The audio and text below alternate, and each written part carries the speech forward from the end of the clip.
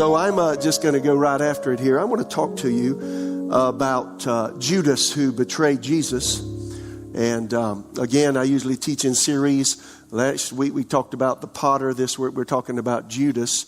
We'll probably look at the Passover next week unless the Lord changes my tune. But I have a question. The overarching question as we share what I want to talk about today, it's very simple, is how much of Judas is in you? See, I have to ask me how much of Judas is in me.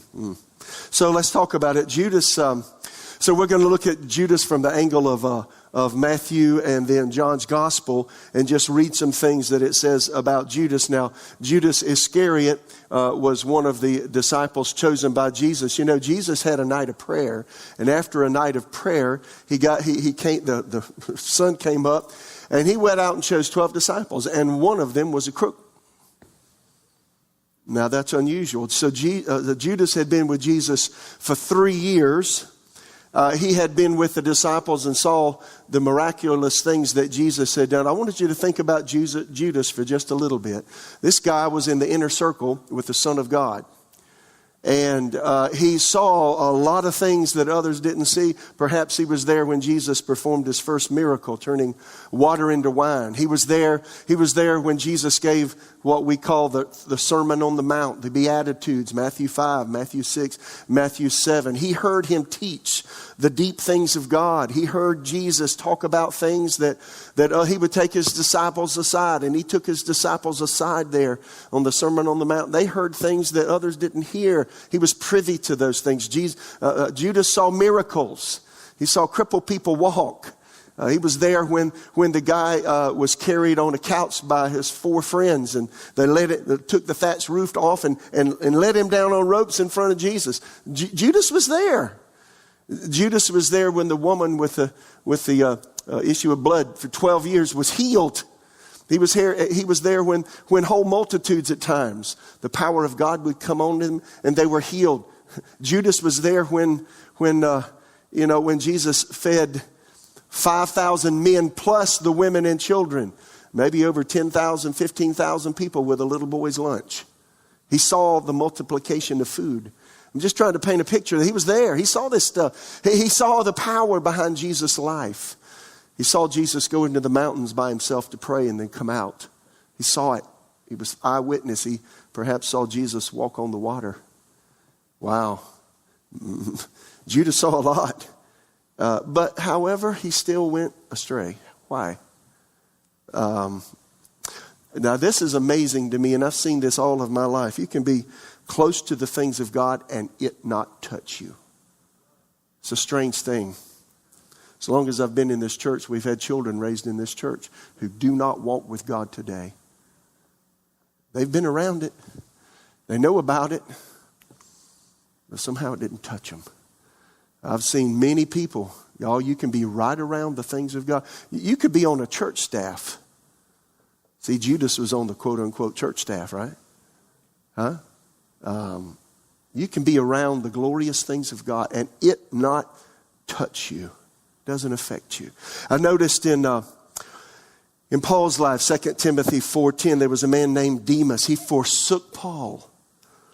Demas has deserted me. Paul, just before he lost his head, died. Demas deserted me. Why? Because he loves the things of this life and is gone to Thessalonica. Crescens is gone to Galatia. Titus is gone to Dalmatia. But Demas, I can almost hear it as Demas. Demas forsook me. What was there in Demas? What was there in Judas? It was so close yet so far. It didn't touch them. It's an amazing thing. You can be in a service on Sunday morning where the Spirit of God is moving. The worship is deep. The presence is strong. And somehow it not affect your life. If what happens to me on Sunday doesn't affect my Monday, it's something's in me that is repelling it. And that's what happened to Judas. You get that? So how many know we need to watch out for our spiritual life? This is Message paraphrase, 2 Corinthians 13:5. By the way, my notes are on the website, victorychurchraleigh.com. You can find them there. Really simple today. We're just going to read some scripture and talk a little bit about Judas and then make some commitments if you want to. 2 Corinthians 13:5, Message paraphrase, test yourselves to make sure you're solid in the faith. Don't drift along, taking everything for granted. Now what says, give yourself regular checkups. How many take your car to be serviced on occasion?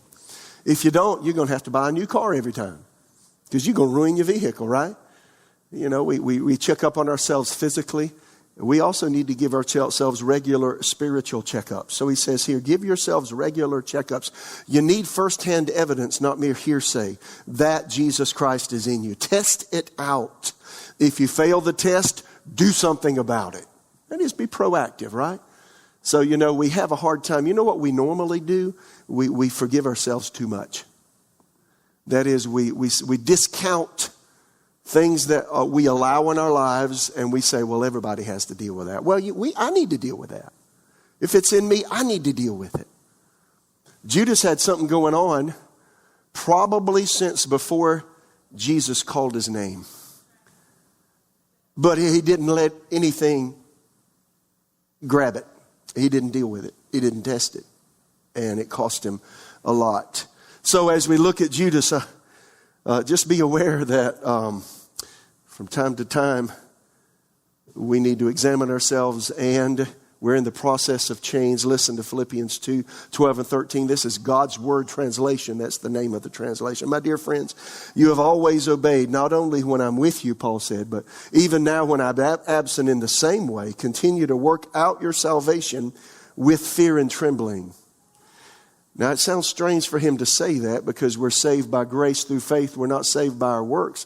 But he said, work out your salvation with, why would he say fear and trembling? It's God who produces in you the desires and action that please him. But why would he say fear and trembling? Well, fear and trembling because we can deceive ourselves. My worst enemy perhaps is me. And we blame it on the devil. Somebody said he's sitting in the corner crying. Somebody said, well, what's the matter, devil? He says, everybody's blaming me for everything. Really, the person that we need to be most afraid of is us. There's a lot of self-deceived people. You know how I think? People better than me have failed. You know, I've been in Jesus. This will be 45 years. I'm still afraid. I'm afraid of me. I'm afraid of what I could do. And if you ever lose that, there's something you'll never have in God. It's a reverence. A reverence for God produces a fear of yourself. Does that make sense? It makes me weep. So here we are. Before I talk about Judas, let's talk about a feast. This is really interesting. This is kind of an underlying theme as you read about Judas in the Gospels. There was a feast called the Feast of Unleavened Bread. Now, that's an interesting feast. Let's read about it. Luke 22, 6 verses. The festival of unleavened bread, which is also called Passover, was approaching. The leading priests, teachers of religious law, were plotting how to kill Jesus, but they were afraid of the people's reaction. Then Satan entered into Judas Iscariot, who was one of the 12 disciples. That is, he entered into league with him. Understand this, Satan always comes on the level of thinking. 1 Peter 5:8, be sober. The Greek word there means mentally self-controlled. And it's really one person translated that, be free from mental intoxicants. Be sober, be vigilant, be ever on your guard. Your adversary, the devil, as a roaring lion, walks about seeking whom he may devour. How does he roar to begin with? With thoughts. So he obviously entered into something that Judas had allowed in his life, and that thought just continued to fester. And then it says here, he entered into Judas Iscariot. Demon spirits affect human behavior in 21st century. People just don't call it the devil. They'll call it a bad habit. They'll call it whatever. It's really demon spirits. They come and go. But they have to have something to hold on to. The devil is a legalist. If you give him no tentacle of your life to hold on to, he can't stay. Judas, there was a thought that Satan grabbed a hold to. Satan entered into Judas Iscariot, who was one of the 12 disciples. And he went to the leading priests and captains of the temple guard to discuss the best way to betray Jesus to them. They were delighted as they promised to give him money. So he began looking for an opportunity to betray Jesus so they could arrest him when the crowds weren't around. So understand again, the Feast of Unleavened Bread. I want to kind of highlight that real quickly. After Israel left Egypt, God instituted the Feast of Unleavened Bread for them to commemorate Israel leaving Egypt in haste. And of course, the Passover feast, it started really with the Passover feast. Of course, you remember Passover, that's commemorating the deliverance of the Israelites from the death of the firstborn. It was the last plague that was enacted under Moses' leadership towards the gods of the Egyptians. And the death of their firstborn died one night. And God said, you put the blood over the doorpost of your house, and when I see the blood, I'll pass over you. So they call it Passover. And so the firstborn of Israel were spared. The firstborn of all of the Egyptian homes died. There's a lot of death that night, but Israel was spared. And so it's called the Passover feast as a result of that. And then right after that, there's 7 days. Now this is the thing, this Feast of Unleavened Bread, it's 7 days. And so after the Passover, for all of these hundreds of years now, the Israelites, when they observe Passover, the next thing is 7 days, Feast of Unleavened Bread. And to do that, they go through their house every day and they clean it. They're looking for anything that would be dirt. Any dirt in their house has to be cleansed. And that dirt is a sign of leaven, of yeast. Ancient Jewish rabbis believe leaven or yeast represented, the evil impulses of the heart. So God told the Israelites, clean your house every day, clean all the corners, clean under the table, clean right at the door, clean everything, clean around the windows, clean everything. Don't leave a trace of dirt. And it's to remind them, all of us have yeast. And you know what yeast does if you leave it in dough. And they knew, and the rabbis would tell them, get the evil out of your house. And the idea was get the evil out of your life. So it was a time of deep introspection. Yeast is a fungus. And those that cook and if you have dough, if you put yeast in dough, what happens? The whole batch of dough rises, right? Because the yeast, it sours, it ferments and causes the dough to become much larger. It would be flat, unleavened bread, which the Israelites ate on the way out of Egypt because they didn't have time for the yeast to rise. That's the reason they ate unleavened bread, and that's what God called them to do. And so again, the yeast changes the whole lump of dough that it's placed in. It contaminates and infects the dough with its fermenting properties. And in the Bible, yeast is equated with sin. Listen to this, 1 Corinthians 5:6. Your boasting about this is terrible. Don't you realize that this sin is like a little yeast that spreads through the whole batch of dough? And again, there was a person in the church in Corinth who was in immorality, a very terrible kind of immorality. And he talked about it. And he said, get rid of the old yeast by removing this wicked person from among you.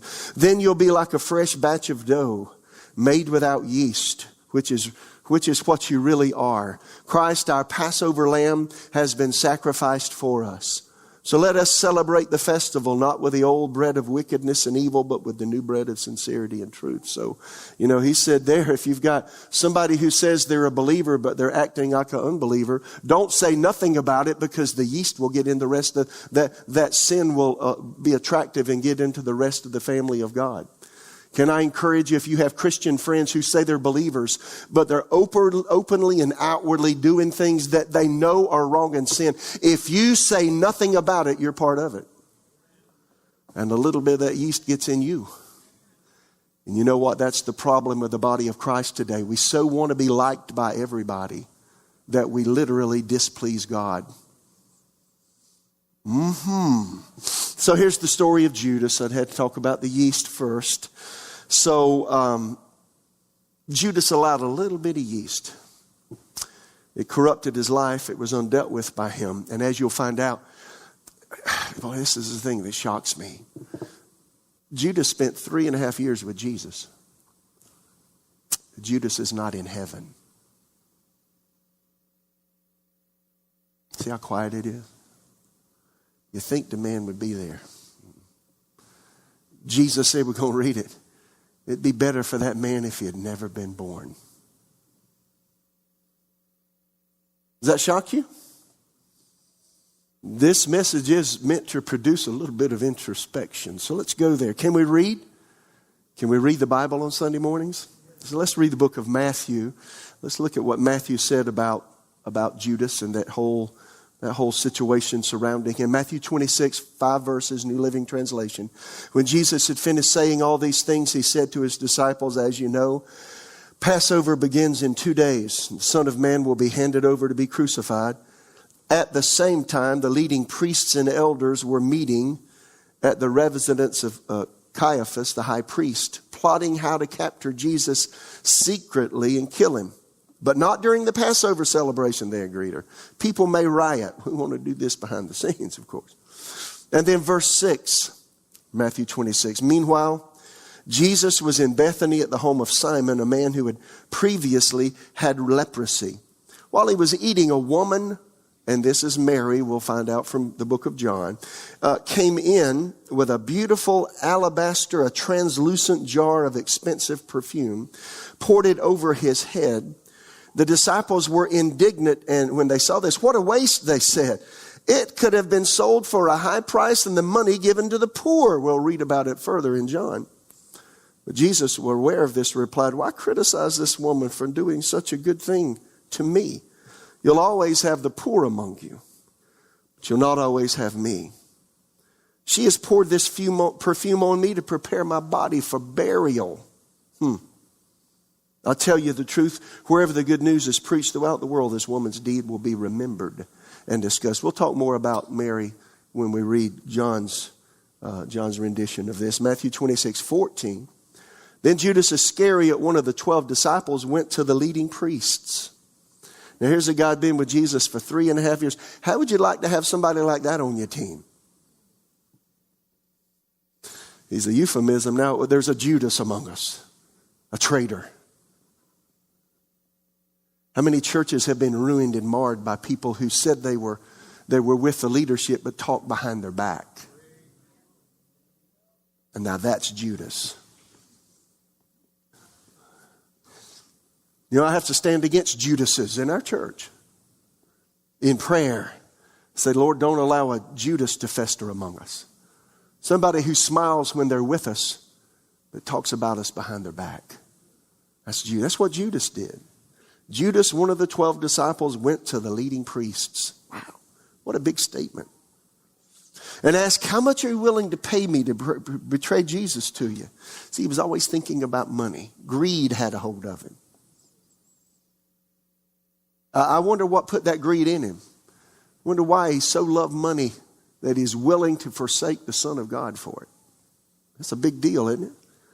They gave him 30 pieces of silver. From that time on, Judas began to look for an opportunity to betray Jesus. What we just read, there are 4 valuations of Jesus. See, we got, a good crowd sitting here, people watching online, watching later perhaps than today, which is Sunday. What's your valuation of Jesus? What angle are you coming at his life from? What do you think about him? There were 4 different valuations from what I just read. We first of all read about the leading priests and elders. They didn't value Jesus very much at all. Jesus was worthy of death to them because he wasn't religious and he didn't promote their causes. He wasn't after the people's money. He wasn't after prestige. He was after purity and holiness in the presence of his Father. How many hear me? Big difference. And so that was their valuation, death. Mary. Now Mary Magdalene, 7 devils cast out of her. She had a lot to be grateful for. Her life was putrid and nasty. Jesus cleaned it up. If you're forgiven a lot, you love a lot. That's what Jesus said. Right? So Jesus was worth a year's salary in her estimation, at least. And she had an alabaster vase of nard. Nard was very expensive. It was imported from India. It was from some vegetation in India. It had to be imported. And the importation costs were very expensive. So think about pouring on Jesus in a moment's time what would cost you a year's salary. Think of how much you make a year. To the disciples, to those that didn't know, she wasted a whole year's salary on him. See, that's her valuation of Jesus. He's so valuable that it's worth a whole year of my time. Isn't that good? Then you got the disciples. Now, to disciples, seemingly Jesus was just like everybody else. Why waste? That's what they said. Why waste this on him? But what I hear behind that was Judas' voice. That sure is a lot of money she's pouring on him. That's a whole year. We could feed a lot of beggars. You know, it just takes one bad apple to corrupt the crowd, the bunch. Is that true? And you know, if you're a leader, you need to watch the people. There's nothing wrong with, being objective, telling what you really think and feel, but you do that in the presence of everyone. You don't get just a few aside and disagree and dissent, because then you become Judas. Judas got into the disciples' minds. They say, Jesus is no different than anybody else. Why waste on him? And then Judas, he had no more value. Jesus had no more value in Judas' life than the value of a slave. Exodus 32, 12. The price of a slave was 30 pieces of silver. And that's what the high priest and elders said they'd give Judas if he would just simply deny him. So let's look at a couple of angles here. Y'all good? Let's read again Matthew. Here's Matthew's angle on Judas betraying Jesus. Again, you got to keep in mind, Judas had been on Jesus' staff for 3.5 years. Here's a question. We'll come back to it again. Did Jesus know that this was in Judas when he hired him as his disciple? I wonder. Why did he let him be on his team? Keep that thought. First day of the Feast of Unleavened Bread, Matthew 26:17. The disciples came to Jesus and asked, "Where do you want us to prepare the Passover meal for you?" As you go into the city, he told them, you'll see a certain man. Tell him, the teacher says, my time has come, and I will eat the Passover meal with my disciples at your house. So the disciples did as Jesus told them, prepared the Passover meal there. When it was evening, Jesus sat down at the table with 12. While they were eating, he said, I tell you the truth, one of you will betray me. You imagine how quiet it got. Everybody's, talking and laughing and joking and talking about their travels and talking about what's going on. And then Jesus, maybe he took his glass. Huh? One of you guys is going to betray me. Silence. Dead silence. Greatly distressed, each one asked in turn. They went around the table. Is it me? No. Is it me? Matthew, is it me? Mark, is it me? Peter, is it me? All around the table. Is it me? Do you see that in me? Every time Jesus said, no, it's not you. It's not you. It's not you. It's not you. He replied, one of you who has just eaten from this bowl with me will betray me. For the Son of Man must die, as the scriptures declared long ago. But how terrible it will be for the one who betrays him. It would be far better for that man if he had never been born. Judas, the one who would betray him, also asked, Teacher, Rabbi, is it I? Am I the one? Jesus said, well, you said it. You imagine how the other disciples felt? They'd been walking with a traitor for 3.5 years and maybe didn't know it. Judas kept the bag of money. Maybe Jesus asked him, how much came in this week? We got a lot of, got to feed you guys, and we got traveling to do. We got some donkeys to hire. How much money came in this week? Well, it was a little bit low this week. X amount of dollars came in. Can you see Jesus just kind of out the corner of his eye? That's how much? Yes. Yes.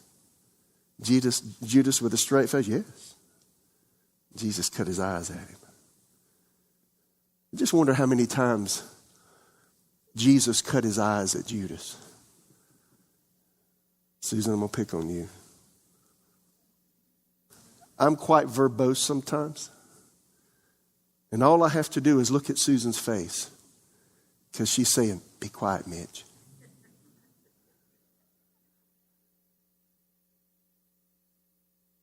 Or I'm at a restaurant and I feel this thing at my foot. I'm sorry. She'll talk to me about it today. But all I have to do is look at Susan and it's like, I get it. And see, that reminds me of maybe of what it was like for Jesus to look at Judas. I mean, they're doing stuff and he's just kind of cutting his eyes, smiling, a little smirk. Because Jesus knew something the other disciples didn't know about him. Wow. Got it?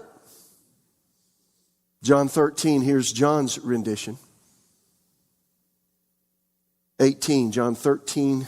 Am I where I need to be? No, John 12. Here we are. John 12:1. 6 days before the Passover celebration began, Jesus arrived in Bethany, the home of Lazarus, the man whom he had raised from the dead.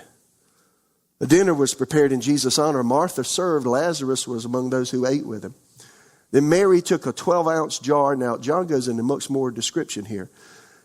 Mary took a 12-ounce jar of expensive perfume made from the essence of nard, and she anointed Jesus' feet with it, wiping his feet with her hair. The house was filled with a fragrance. Do you know when your heart worships Jesus, it affects the atmosphere where you are? Do you know when we come together and worship as believers together, whether it's in an atmosphere like this or at a home group, how many know it fills the room with a fragrance? Yeah, happened there. But Judas Iscariot, the disciple who would soon betray him, said that perfume was worth a year's wage. Oh, he smelled the fragrance. He knew Jesus was there. It should have been sold and the money given to the poor. Not that he cared for the poor, he was a thief. And since he was in charge of the disciples' money, he often stole some for himself. Jesus replied, leave her alone. She did this in preparation for my burial. You'll always have the poor among you, but you'll not always have me. And then verse 18, John 13, I'm not saying these things. He was preparing his disciples for his departure to heaven. I'm not saying these things to all of you. I know the ones I've chosen. But this fulfills the scripture that says the one who eats my food has turned against me. I tell you this beforehand, so when it happens, you'll believe that I am the Messiah. I tell you the truth. Anyone who welcomes my messenger is welcoming me. Anyone who welcomes me is welcoming the Father who sent me. Now Jesus was deeply troubled and exclaimed, I tell you the truth. One of you will betray me. And just as we mentioned from Matthew's account, the disciples looked at each other, wondering whom he could mean. The disciple Jesus loved was sitting next to Jesus at the table. Now, you know, I'm going to ask John when I get, this was John. I mean, he was writing this. The disciple whom Jesus loved. You know, Leonardo da Vinci, you know, the Last Supper. There's John with his head laying on Jesus' shoulder, you know. Yeah, God bless you, John. The disciple whom Jesus loved was sitting next to Jesus at the table. Simon Peter motioned to him and asked, who's he talking about? So that disciple leaned over to Jesus and asked, Lord, who is it? Who is it? And Jesus responded, it's the one to whom I give bread I dip in a bowl. Now in that culture, if you had some olive oil with some nice little seasonings in it, like you get at an Italian restaurant, you dip your bread in it, and you give it to somebody else, that means you care about me a whole lot. Look at you. You're giving the first dip to me. That's what he did to Judas. When he had dipped it, he gave it to Judas, son of Simon Iscariot. When Jesus had eaten the bread, Satan entered into him. Now that kind of sealed the deal, huh? Then Jesus told him, hurry and do what you're going to do. None of the others at the table knew what Jesus meant. Since Judas was their treasurer, some thought Jesus was telling him to go and pay for the food or give some money to the poor. So he got up and he left. He left at once, going out into the night. Now here's the deal. Jesus let Judas stay on his team 3.5 years. Why? Why would you let somebody you know is a thief be on your team? I submit to you as a test.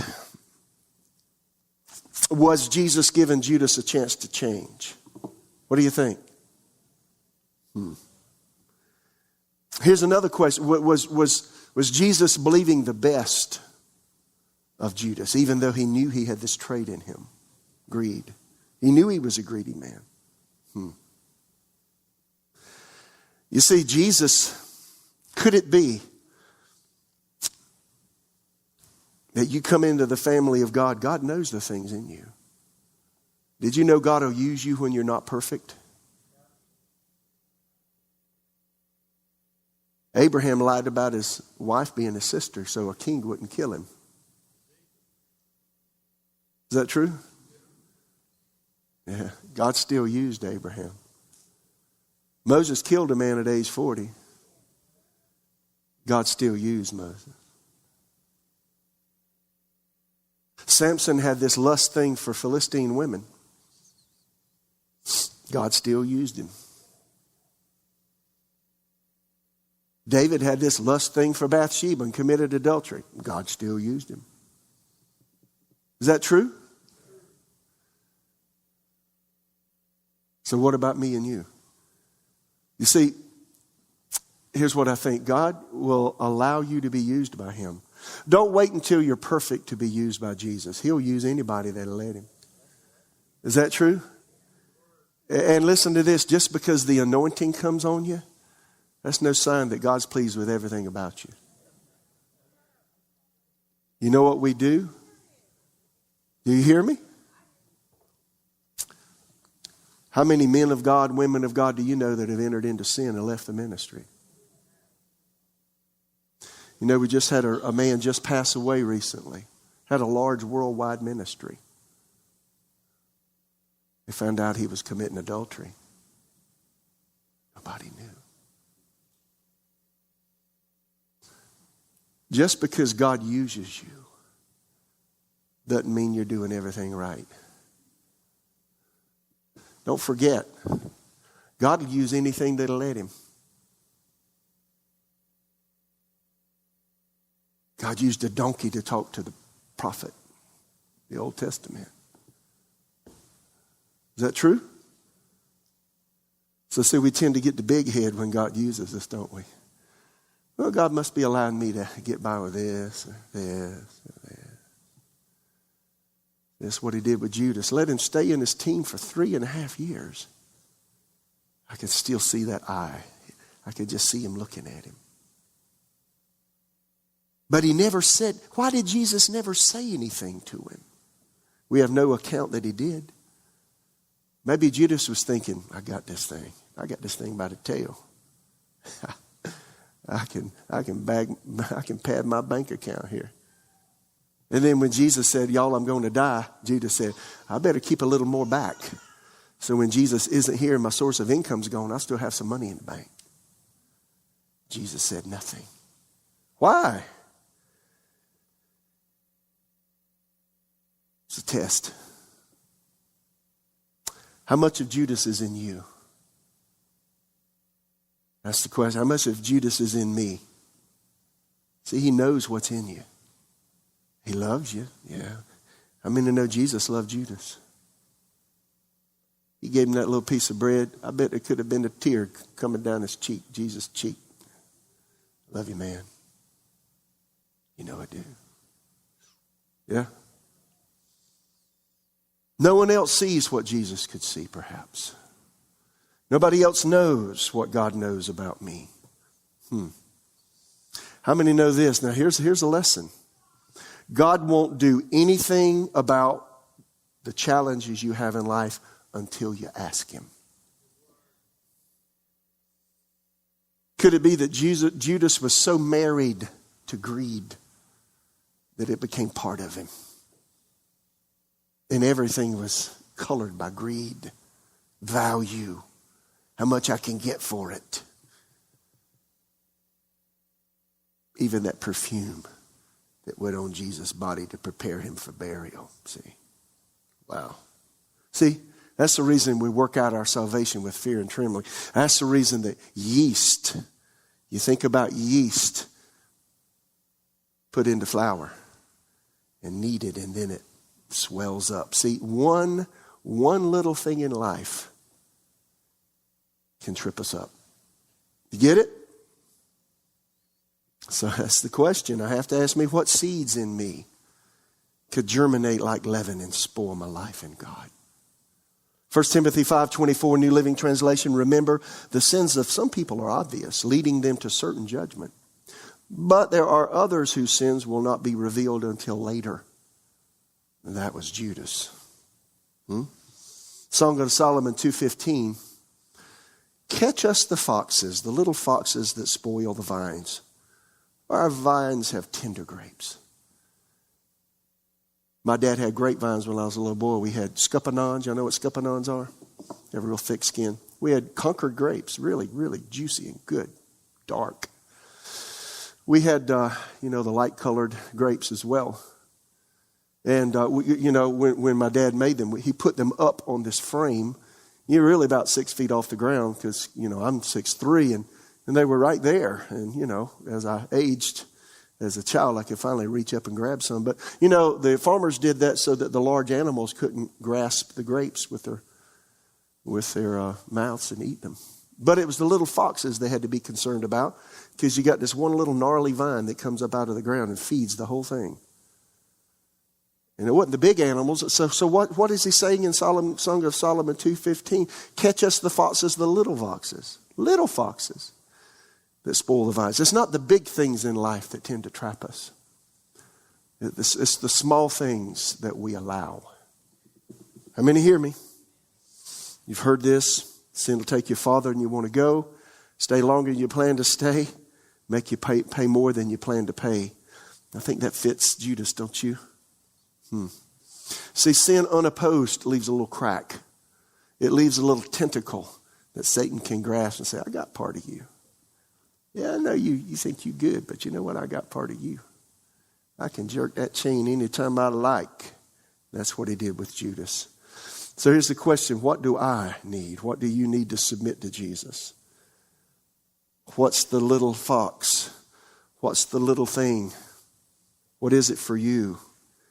What is it for me? It could be pride. It could be jealousy. Greed, like Judas. Stinginess.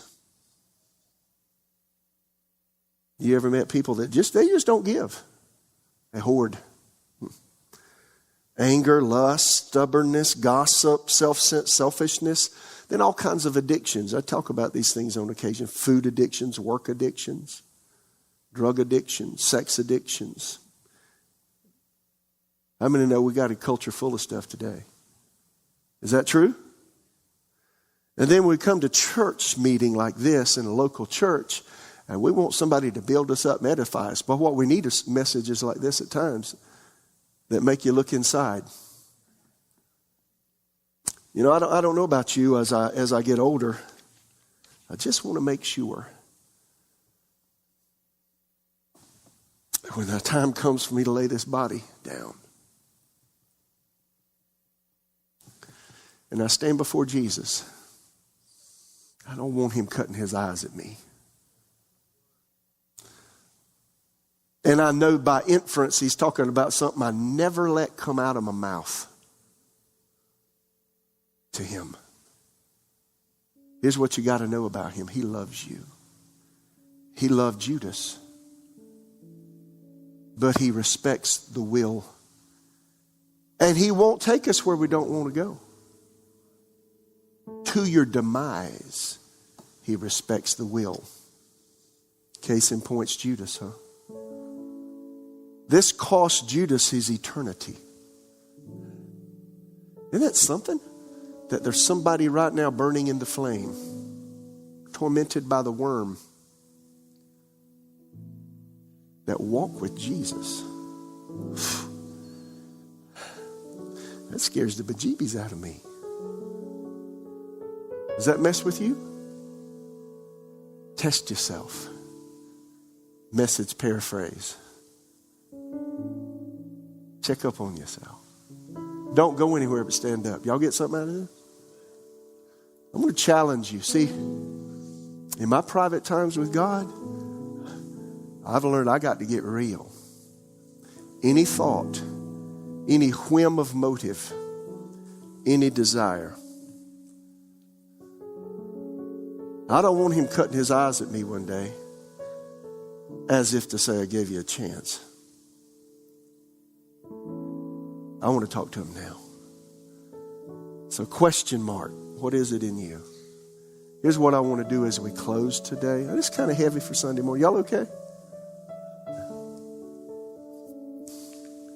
What is it? Everybody's got an Achilles heel, right? Everybody's got one thing. Could be anger. Could be self-centeredness. Could be gossip. Could be anything, really. Could be a fleshly thing. What is that one thing? Have you presented it to God? Say, God, you got to help me deal with this. Let's keep our thumb on this thing. Could you help me? I want to invite you to come down today right here, right down front as a commitment.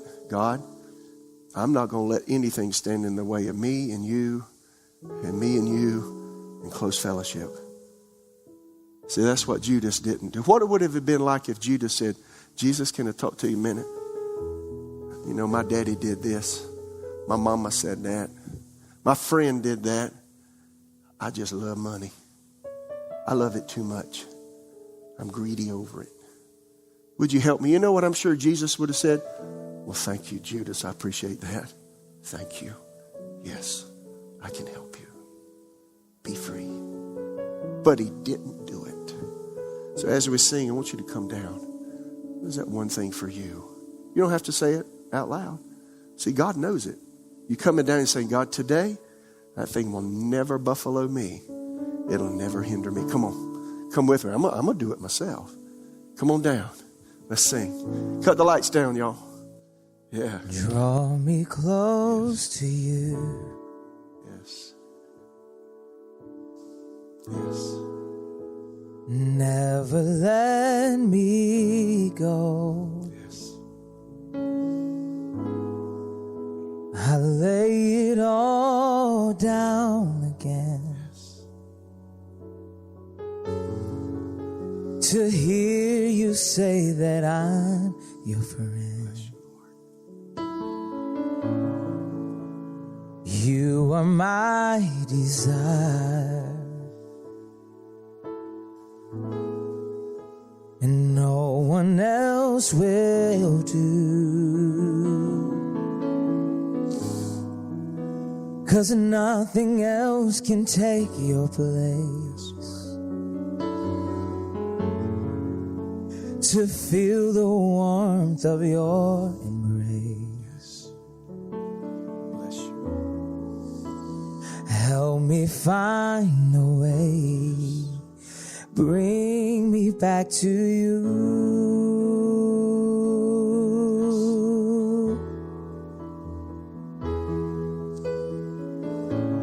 You're all I want. Come on, tell him.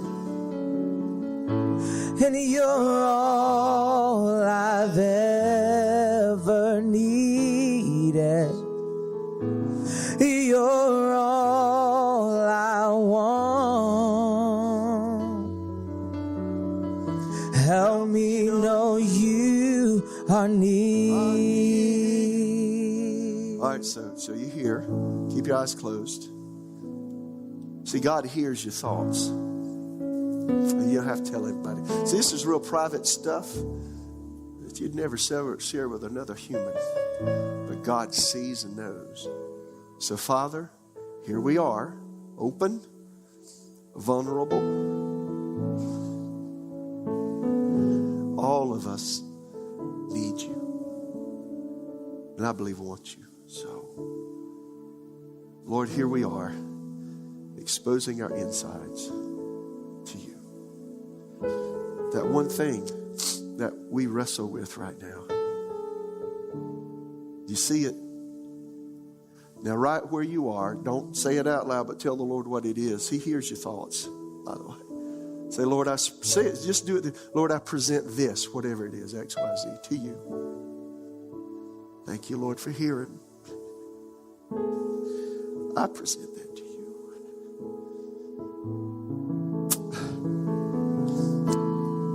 Lord, as we're talking about that to you, talk to him about how it's affected your life. Be real about it.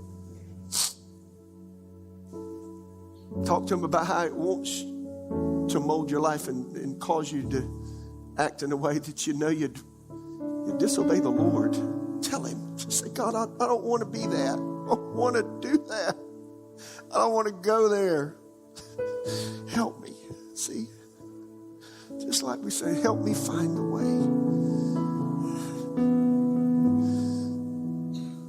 There's just something, Lord, about honesty that endears your heart. Thank you for giving us an ability just to be sincerely real right now.